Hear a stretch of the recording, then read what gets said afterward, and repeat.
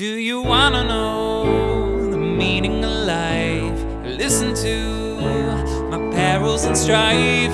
Welcome all my friends and foes. This is CBleezyKnows. Whoa. Welcome to CBleezyKnows. I'm the aforementioned CBleezy, and I'm the one that knows. Welcome, everybody. Welcome, Jerome Burns. Guten Tag. Where are you, Jerome? I'm in Germany. Where in Germany? Can you pronounce it? Because I don't know how to pronounce it. Cologne. It's just Cologne. I think it's the Köln, but that's probably awful pronunciation. Well, certainly better than mine.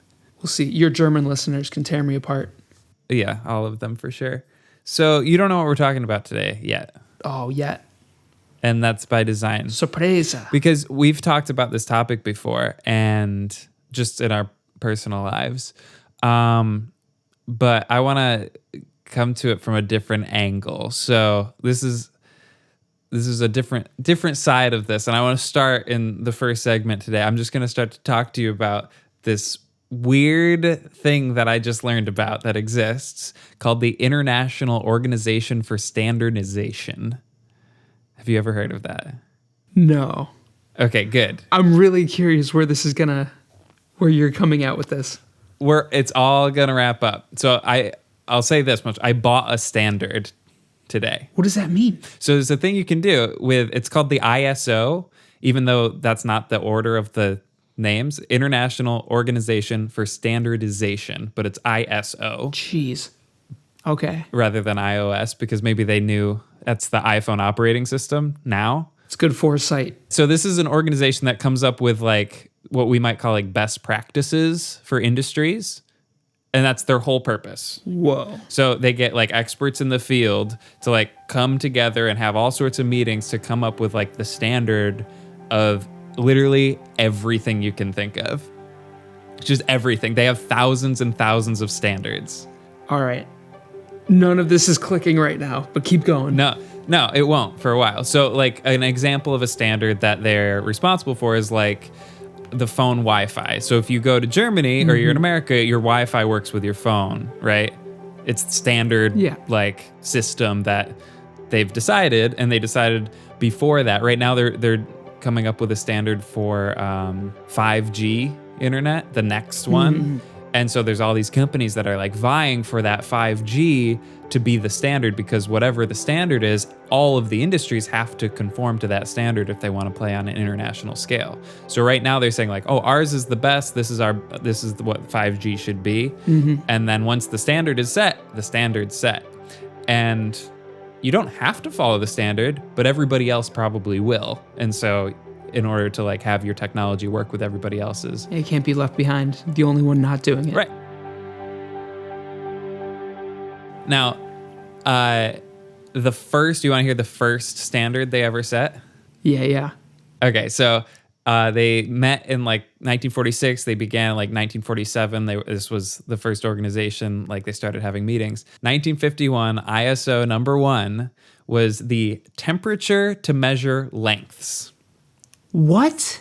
It's a standard. So if you measure lengths in industry, so if you're measuring like the length of a metal tube, right? Yeah. The temperature of the room changes the length of that tube. I mean, we know from being brass players, like the length of that tube will change depending on the temperature, right? All right. And if you have like a giant metal beam, that'll change a lot. And so they decided 20 degrees Celsius is the standard that you have to have your temperature of your room in order to measure your stuff. That's insane. So that's number 1. That was the first standard. They were like, okay. And they met, and that's what it was. Quick aside, do they have formulas for that? So yeah, they have all sorts of stuff to make sure that it's within this margin of error. And if you buy the standard, the PDF of the standard now, I mean, back then, I don't know what they did, but it shows you like basically protocol to figure this out. In 1960, they have ISO number 31, which is the International System of Units. This is what I call music. This is what I call standards. Oh, dude, we're getting in it. So, International System of Units, they defined, like in scientific measurements, Temperature will be in Celsius, and this is what that means, and this is what it's compared to.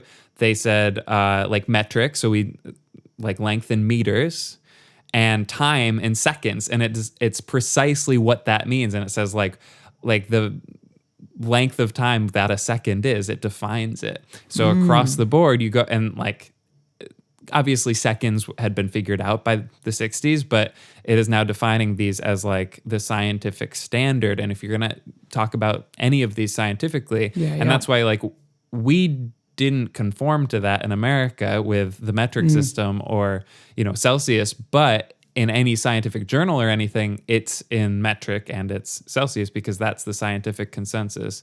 Like the International Space Station, all these governments working together, they have these standards that are just set. These are the things you do, and this is how you do it. And this is the organization that does that. Okay? All right. I think I'm with you. A couple other like kind of interesting things I learned about them. They won a bunch of Emmys. For what? So they standardized and came up with the video format H.264, which is the video format that we edit all of our YouTube videos in.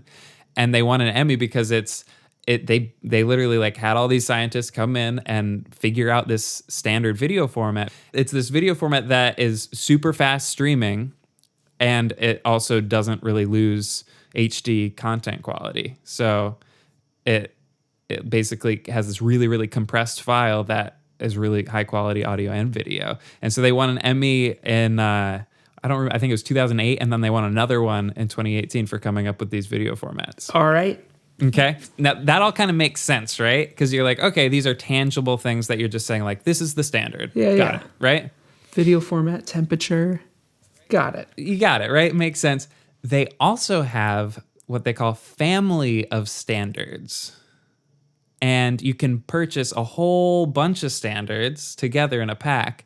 And they have one like that came out in 2016, which is called anti-bribery standards. Oh my God, what? They have like some for how to run fair elections. Ooh. Yeah. And so it's literally, they have these experts come in and figure out like the best practices for running governments and doing all sorts of stuff, like Food and Drug Administration stuff, which is like, how to make sure your restaurant is run cleanly. And they have standards for all that, and you can purchase them. It's basically, if you want to, like, say, run a fair election, this is the best practices. This is how to do it. And you could just, buy the how to run a free fair election. So it's how to run a fair election, but not how to win an election fairly. Not how to win an election. No, this is the standard of how to run these like organizations or industries and all that. So, is that the one you bought? No, I bought ISO number 16, which came out in 1975. I'm so excited. I'm so excited right now. I can see it in your face. I'm so excited. ISO number 16. Number 16, 1975. It was 38 Swiss francs. For you to buy or to make? Yeah, for me to buy. Francs. What is that in? Yeah. What is? I think it was like 1-to-1. It was $38, I think. Yeah. It's called ISO number 16, Acoustics Standard Tuning Frequency. Oh man. 1975. 1975. All right. I'm going to read you the 4 requirements for the standard set by the International Organization for Standardization. The 4 requirements for the standard tuning frequency. Yes. Okay, ready? It's pretty simple, but they kind of all talk about the same thing. Number 1, the standard tuning frequency is the frequency for the note A and the treble stave. All right. And shall be, what do you think? What do I think? Or do I want it to be? What do you think it is? You know. What is it? Is it A440? It is 440 hertz. Cool. Okay. Number 2, the frequency shall be observed as closely as possible when tuning musical instruments. So if you want to follow this standard, you got to go for it. And then number 3, tuning and retuning shall be effected with the aid of instruments producing the standard tuning frequency within an accuracy of plus or minus 0.5 hertz, or enabling the frequency of musical sounds to be measured at the same accuracy. 0.5 hertz. Yeah. That's so tight. like if you're tuning or retuning, like this is the margin of error that we are allowing for you to still be following this standard. So it's not saying you have to be exact, but you have to be pretty darn close.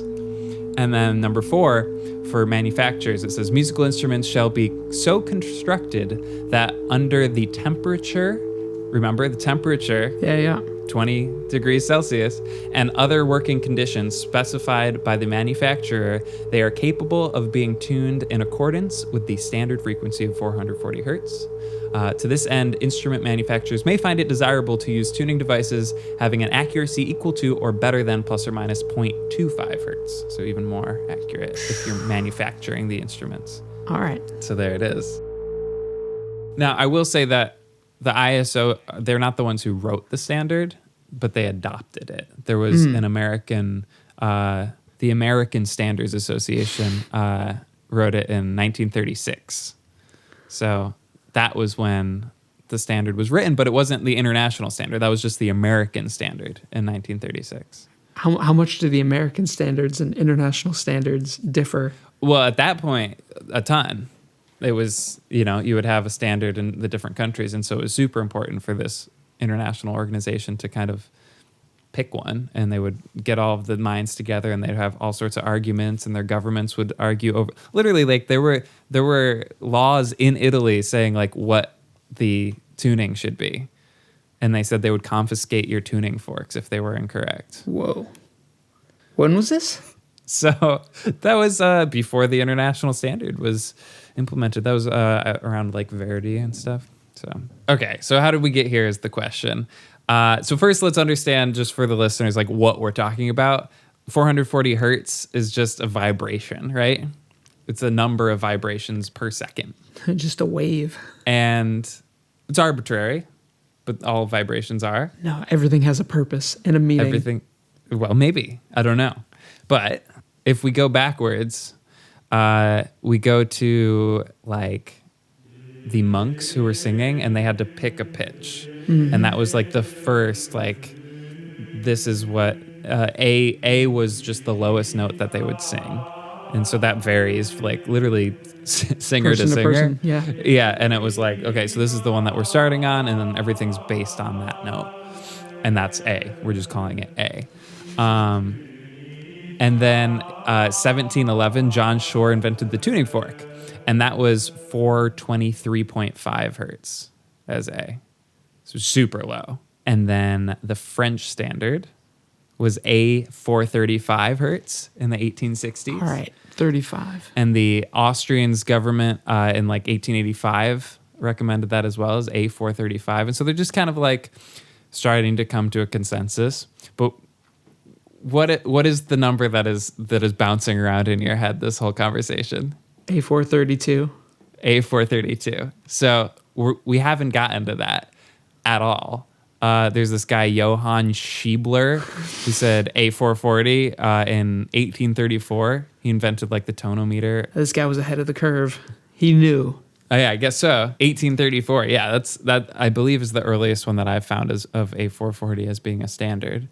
And then like in 1926, it was all but said, because that was like when the American music industry started manufacturing instruments in A440. And so at that point, like you make pianos and you do all that stuff in A440, it's kind of set in stone unless something crazy changes. But the first like 432 that we saw was Verdi advocated for it.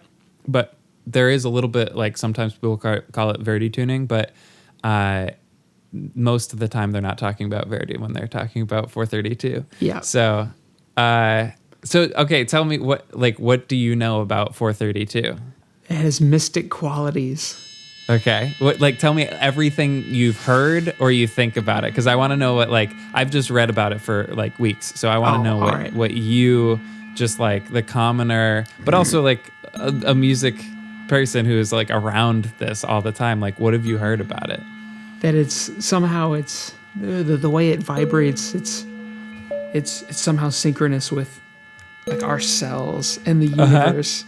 Yeah. And these structures, and that music in A432 just makes your body resonate more and can heal disease and make you feel better. These A440, it causes micro dissonances that just cause these imbalances and illnesses. That's pretty good. That's like a lot of what I've been reading. Do you believe it? Oh, I want to believe.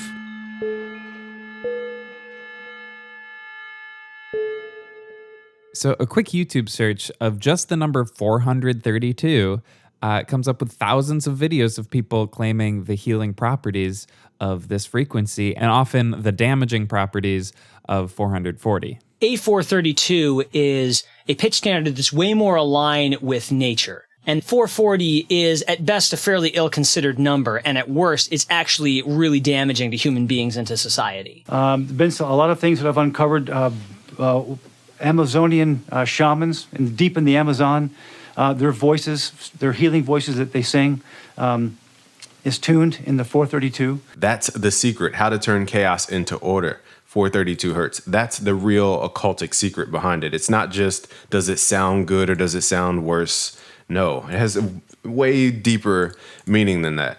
And they don't want you to know this in school, and they don't want you to know this on mainstream YouTube from YouTubers always bashing 432 because they don't want you to manifest your inner dreams. They don't want you to know your brain is a transmitter of frequency. They don't want you to know you can manifest your future and your destiny. They don't want you to understand this because if you understand frequency, you understand that you are the oscillator of the universe. So, Jerome, I know you've experimented a little bit with listening to the A/B tests of like 440 and 432 and like hearing the differences and stuff. Obviously, there's a difference. Nobody's saying that there's not a difference. But what, what do you believe? What do you think is not real?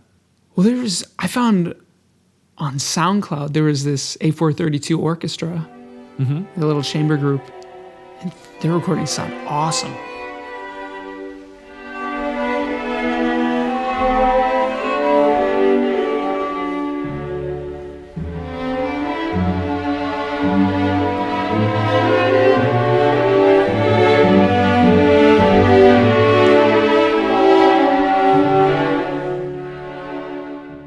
Real beefy. Beefy. That's the word you would describe it? Hearty. 432. Beefy.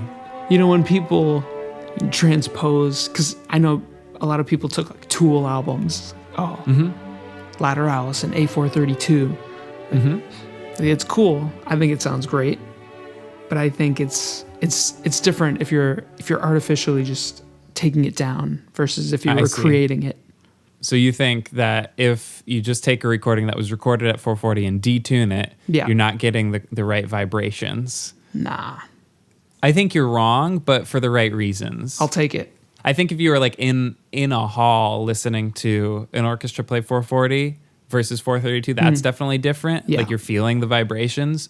Yeah. But if you're like listening to a recording, I feel like they're synthesized vibrations regardless. They're coming out of your speakers regardless. And like detuning them is just changing the synthesized vibrations. I guess that's, But if you're actually like listening to the instrument. Yeah, I think a live instrument, that's the best experience. I would be very interested, especially like a brass instrument or something that's like not amplified. I think that would be very interesting. Have you ever done that with your horn? Put it in A432? I play the trombone, so I could just move my slide a little bit.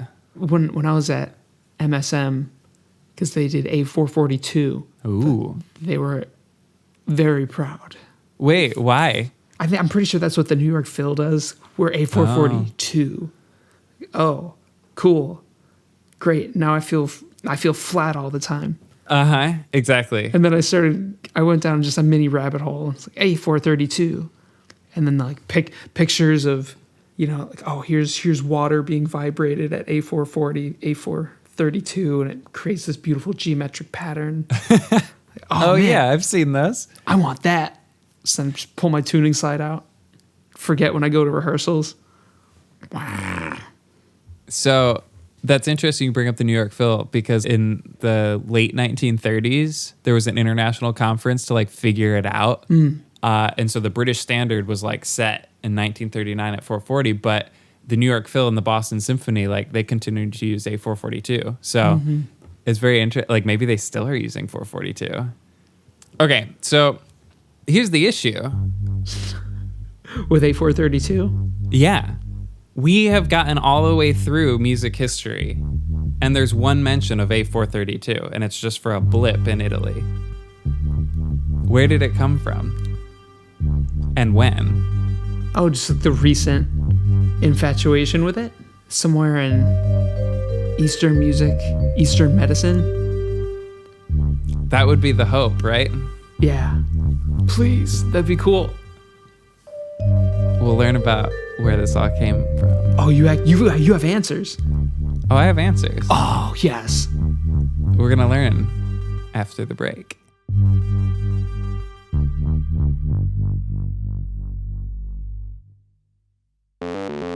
Hey everybody! So if you're wondering why this podcast all of a sudden is super well produced and has music scored and everything sounds really good and there's a narrative, it's because I sometimes see some job postings that look interesting, and my current job, being a content creator, allows me to apply for those jobs and really take it seriously and do it. And so I saw this job posting, which was the assistant sound designer for my favorite podcast, which is called Reply All. And one of the things that they need is experience in scoring narrative projects, so film, radio, or podcasts. And I have never done that, although I feel like I would be a really good person to do that. And so I figured, well, I'm a content creator. I can create content. So this podcast is literally me creating a narrative story just so I can score it and then submit it for my application. So that's why this is happening now. And it's been a really fun experience to take a few weeks and dive into a topic and really do the research. And I'm really proud of what I've come up with. So definitely enjoy the rest of this episode. And if you are interested, you can check out Reply All. It is my number one favorite podcast, hands down. I'm sure you'll love that too. But yeah, thanks again for listening. Welcome back to the show. So before the break, we were talking about 440 hertz or 440 vibrations per second being the modern tuning frequency for modern music. But we've also heard that 432 hertz for some reason might be a more resonant frequency with the world around us. So where did that actually come from? Why are we talking about that now? Well, the whole movement can be traced back to the ramblings of an Austrian philosopher named Rudolf Steiner. In the early 1900s, he said C, the pitch on a piano C, is equal to 128 hertz, which equals the sun. We don't know what that means, but that's what he said. He also said the fifth, so the interval of a fifth, will lead to more subjective experiences, and it will work like a magic wand, conjuring up the secrets of yonder tone world from unfathomed depths. Again, we don't really know what that means, but a woman named Maria Reynold was studying Steiner's work, his philosophy, and published a book in 1985 called 12 True Fifths Tuning. So in 1985, Maria published this book. Now, the problem with tuning, and this is just every tuning that we have in music, is if you have a starting frequency, so let's call it 10 hertz, and you double it, you get a perfect octave. So 10 to 20, that's an octave. 20 to 40, that's an octave. It works in ratios. And a fifth would be a 2 to 3 ratio. That's a perfect fifth interval. But the music only works in one key, that starting frequency. In modern music, we use all these different keys, and so we use what's called equal temperament tuning, which means we displace the frequencies equally among all of the pitches. So every chord transposed around to every key sounds like the same chord, obviously just a little higher or a little lower. So in Maria's book, 12 True Fifths, she used Steiner's principles, basing C at 128 hertz and restructuring the tuning to have a perfect 2 to 3 ratio fifth, and compensating around that. with her tuning system, A would be 432 hertz. This is the first connection of 432 with New Age philosophy and music performance that had not all come together until her book in 1985. She's the earliest example of talking about all these things together. However, she's not why we're talking about it today. She's not why any of this went viral enough for musicians everywhere to know about the principle. Really? There's more. Oh yeah, there's more. Flash forward to 1992. A man named Ananda Bosman was learning of what's called the Schumann resonance. Oh, man. Do you have any idea what the Schumann resonance is? Schumann resonance. No, but I'm guessing he had it wrong. No, the Schumann resonance is just a thing that exists. It's not Schumann resonance. It's not based on. It's not the composer Schumann. Ah, okay. This is Winifred Otto Schumann, Oh, Winifred. Winnie! German physicist who predicted the Schumann resonances, a series of low-frequency resonances caused by lightning discharges in the atmosphere. Okay? So Damn. that is the basis of all of the 432 stuff. This guy. It's a main one because they were basically saying, like, this is the resonance of the universe. It's the resonant frequency of the electromagnetic waves in the atmosphere. That frequency, they say, is 8 hertz. Now, here's the issue with that being the resonant frequency of the universe. 8 hertz is rounded. It's actually 7.83 hertz. Oh, no. So the all of the arguments are like, these ratios are so beautiful and like these numbers, they make sense. And like 8 is such like so much better than all of these other like, but it's not 8. We've rounded to 8. What is it? 7 So- point what? 7.83 hertz.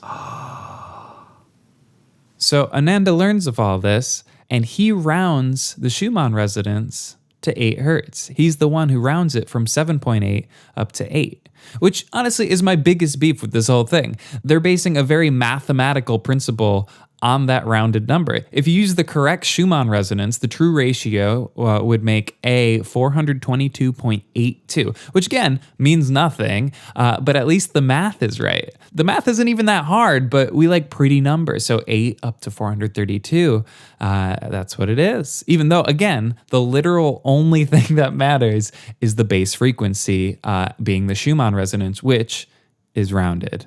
But anyway, in 1992, Ananda discovers the frequency and rounds it up to 8. And by 1999, he's begun making music using that 432 tuning. This tuning is not Maria Reynolds' alternate tuning with the fifths. It's just arriving at the note A being 432 hertz and then using our modern equal temperament tuning. So starting in 1999, he is the first one to really start making music based around 432 hertz. He goes on this spiritual rampage and starts fabricating all of these crazy claims about our bodies in the universe and connecting them to 432 hertz. Now, at this point, you might think I'm picking on Ananda because I've done all this research and I don't agree with his assessment. So I'm just going to let you decide for yourself if this is somebody who knows what they're talking about or if this is a crazy person. So this is a recording of an interview he did where he talks about all sorts of stuff. But in this specific example, and if you really want to, you could listen to the whole thing. I promise I'm not cherry picking a part where he sounds crazy. The entire thing is like this. It's about an hour long and it's a stream of consciousness just like this, if not worse. But this is a small portion where he's connecting his UFO sightings to the 8 hertz frequency. So when these UFOs appeared, what kind of format were they? What shape? How did they move? Did they move in ways that human technology could achieve or way beyond? Good question. I know where you're going. The black world has many special programs. I've had many sightings, so everything from zigzag in dialogues we have an alphabet, and the alphabet in dialogues is after one has engaged a protocol which basically uses 8 hertz as the gate, because in a place in Norway called Hessdalen, scientists from all over the world, including Italy, have been measuring the manifestation of UFOs. So I asked Dr. Strand, did you get an 8 hertz signal before the Hessdalen UFO materializes? And he said, well, as a matter of fact, between 7.4 and 7.8, around 8 hertz, always before the thing comes on, takes on plasma. The object moves at 30,000 miles an hour, 180 degrees. Spectrum analysis shows rare earth element, scandium, only existing in that area of Norway. And then they shine a laser at it 3 times, it flashes 3 times. So those kind of things we do in dialogues. And it tends to serve plasma. so it went from plasma to solid metal. Okay. Yeah. And 8 hertz was the dawn. So we really? use it. So yeah. Okay, of So we course, use yeah. 8 hertz as the protocol for engaging a dialogue, and we measure that as well with biofeedback devices. And we try to get these different responses, either with a laser or laser of coherency in the heart, which has been measured with the inner balance device of HeartMath. So you have sustained coherence, so that the 7 layers of heart muscle produce a toroidal cascade that's in the golden mean. So that's our friend Ananda. He's the pioneer of 432, but really we have to talk about Brian T. Collins. Brian is the reason we're talking about 432.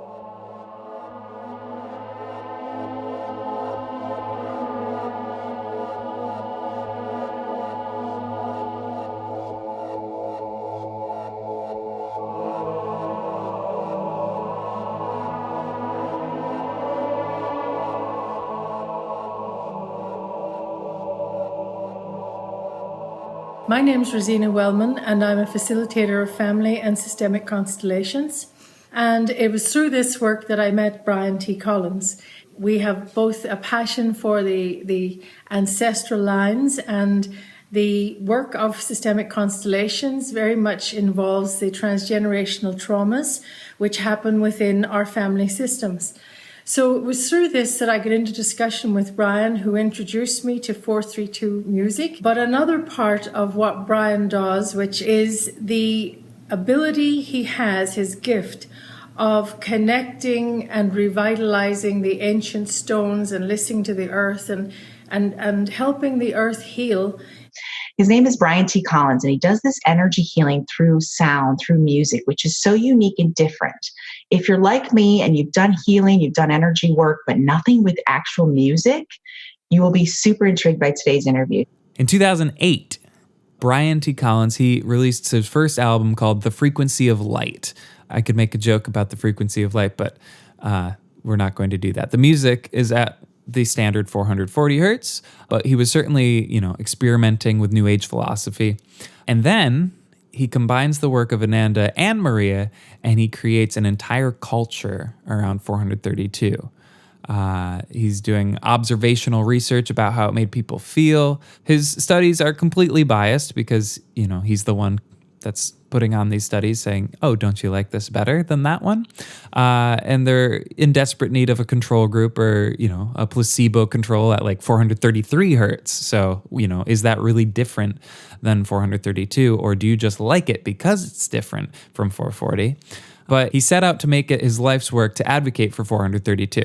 So by 2012, he released his first album at 432 hertz, and by 2014, the New Age community took it and ran with it. 2014? Yeah, 2014. Isn't that crazy? Like, this stuff really hasn't been around that long, but it was about 2014 when the New Age community took it and they, did what they do best, which is find every utterance of that frequency, or in this case, any fraction of the frequency, any ratio of the frequency, or even just those numbers uttered anywhere in history, in any book, anytime, and, used it as proof that this is real, because how would these, cases exist otherwise? So let's hear from the man himself.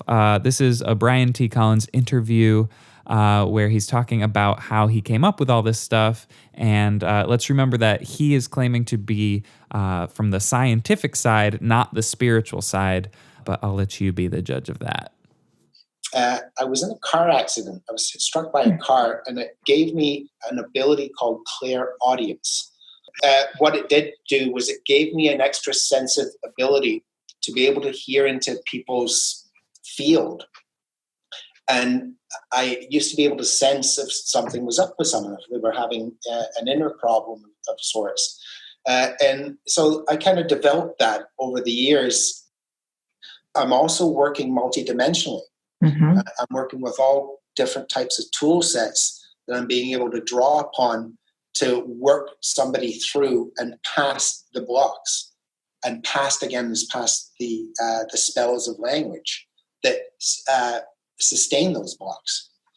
You're mentioning about chakras. Yeah. This instantly aligns all your chakras. I almost am resistant to say it, but I'm going to say it anyway. I've seen miracles. I've seen literally biblical like miracles happen right before my eyes. And I'm not going to say that specifically it's just the instrument. It's all of everything working as a unison. It's myself working with the intent. It's the multidimensional types of tool sets I'm using. It's it's transferring with the instrument, and it's also the client. And that's the whole thing. Is somebody has to be also open to it, as well. If somebody is so resistant, then that's going to have a play. So so by being able to facilitate the ancestral woundings. And then release the ancestral woundings using the TheraCord, and then a shamanic process by calling in somebody's ancestors. So that is why we're talking about 432, because all of those things, all of this music, it overlaps with our careers. We are musicians and we make music and we tune. It's a mid-2010s case of fake news infiltrating the music world. So why, if as musicians, we've both heard of this phenomenon and until now didn't actually know the merits of it, it could have been real, why haven't we been truly experimenting with it in a professional setting? Well, the answer is we don't set the tuning.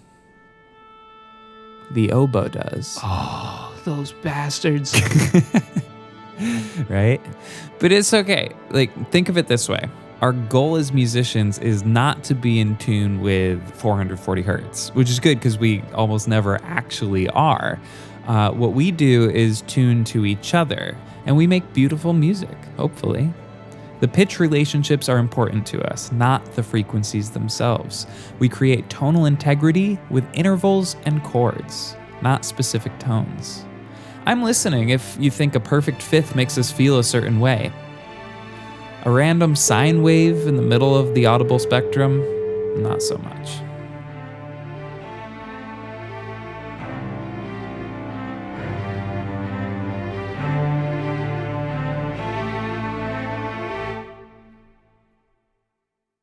Google has this awesome feature where you can type in a search term and view the interests on a timeline. And so if all of a sudden everybody's searching for Taylor Swift because she came out with a new album, you will see this huge spike in searches for Taylor Swift.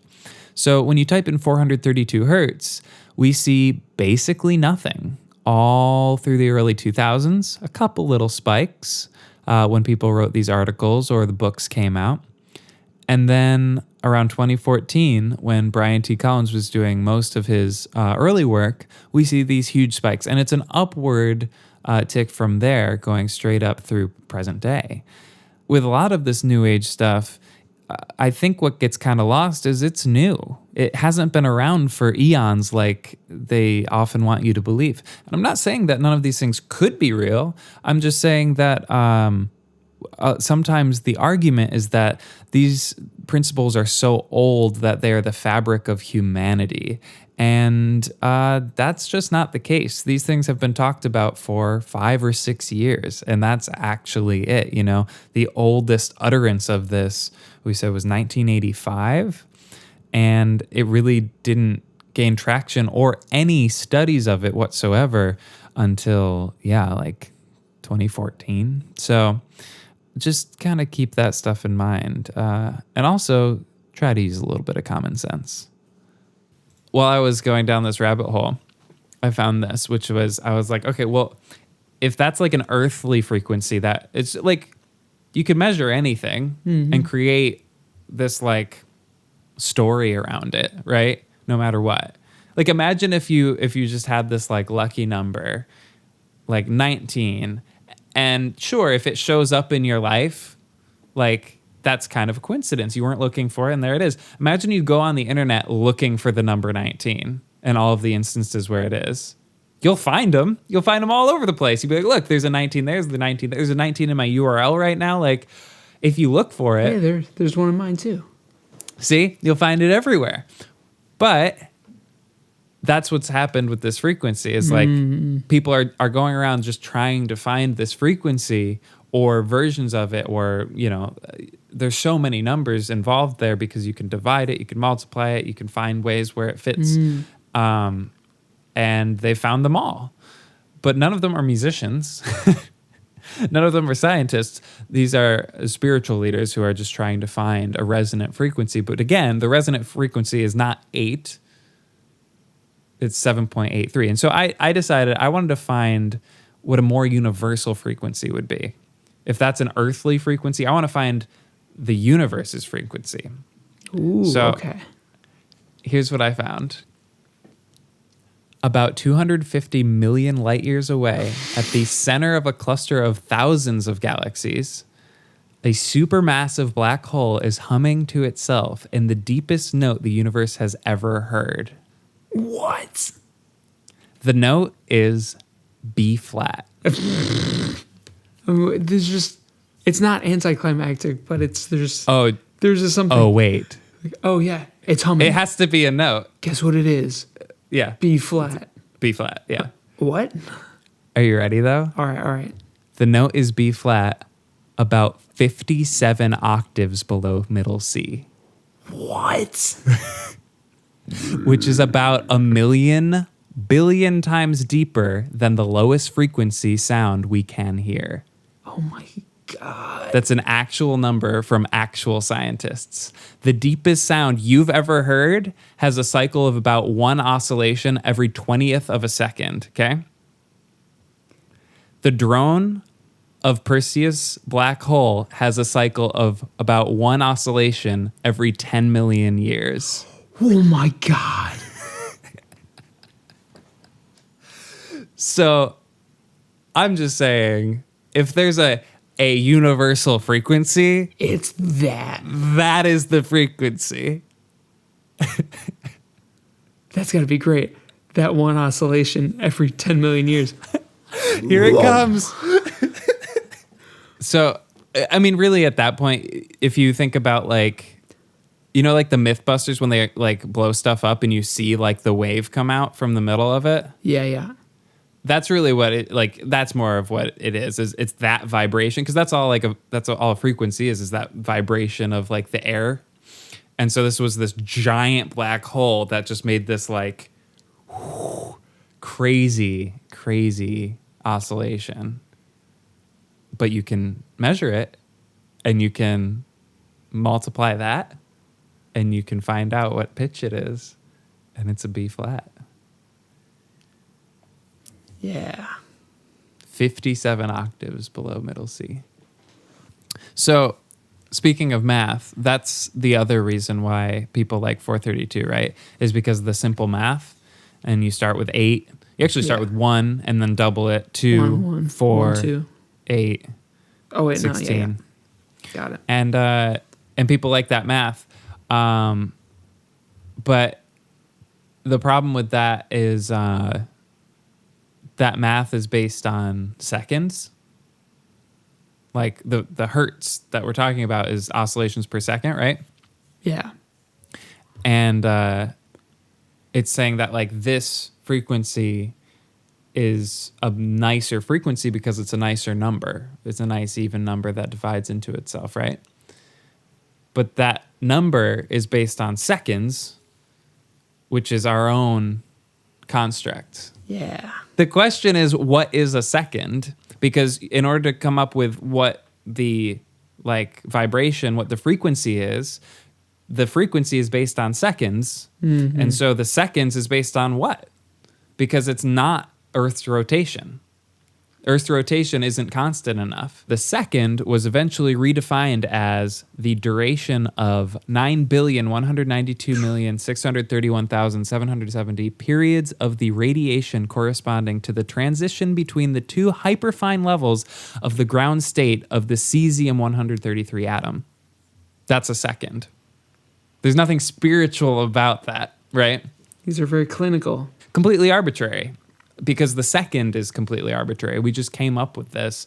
Have I ever showed you my decimal clock? I think so. What is that one?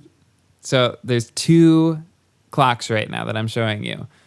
The bottom one is a 12-hour clock. So it says it's 5:29:52, 5 a.m., 29 minutes, 55 seconds. The top one is a decimal clock. The regular clock is 24 hours in a day, right? Yeah. Decimal clock is 10 hours in a day. Okay? Oh, I like that. It's really good. In every hour, there are 100 minutes. This would be amazing. In every minute, there are 100 seconds. Oh, my God. Yeah. It's a decimal clock. So right now, it's 5:30 a.m. or it's 2:29.